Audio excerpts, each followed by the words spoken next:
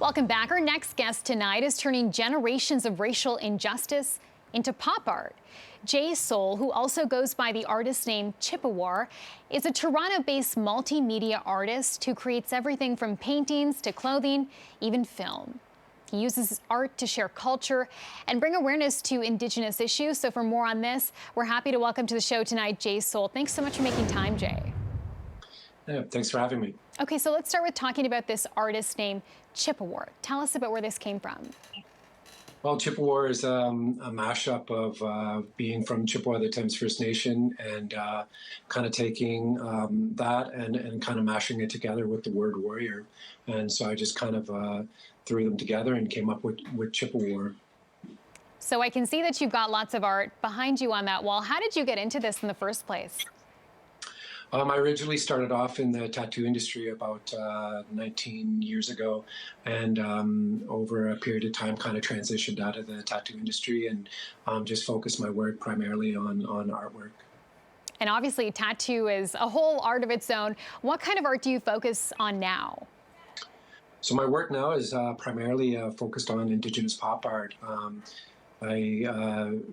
When transitioning out of tattooing, I sort of was looking for a change and kind of got sort of reconnected with my community and with the Indigenous community. And as I started learning about different issues that were affecting the Native community, I started using my background as an artist to help raise awareness on a lot of these issues that have been plaguing the First Nations community for generations.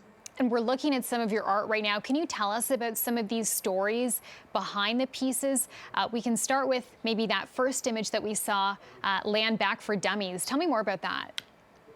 Yeah, it's just more of a sort of satirical work. Growing up, I was super into like Mad Magazine as a kid. And they used to do those satirical sort of products and stuff. So this is sort of just cover art kind of based on that. And there's a lot of talk within the Native community and settler community about land back and what that actually means. So I came up with this as a way to sort of have that conversation.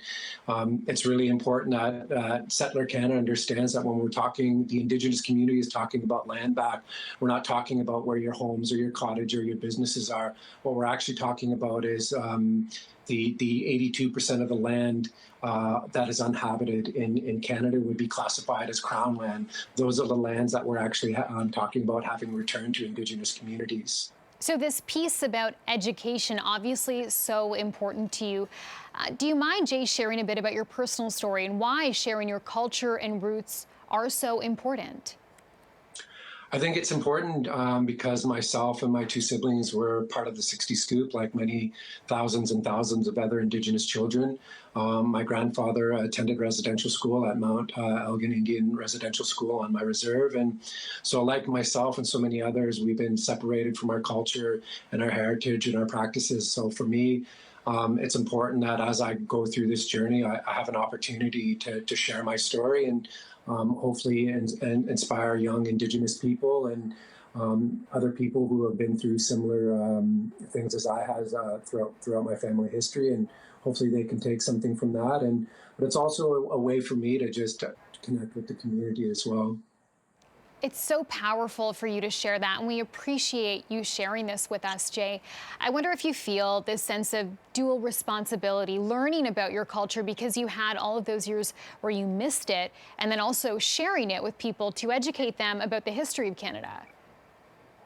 Yeah, I mean, it's hugely important. It's for me, it's part of my healing journey of learning about my culture and, just while I do that, to be able to share it with others.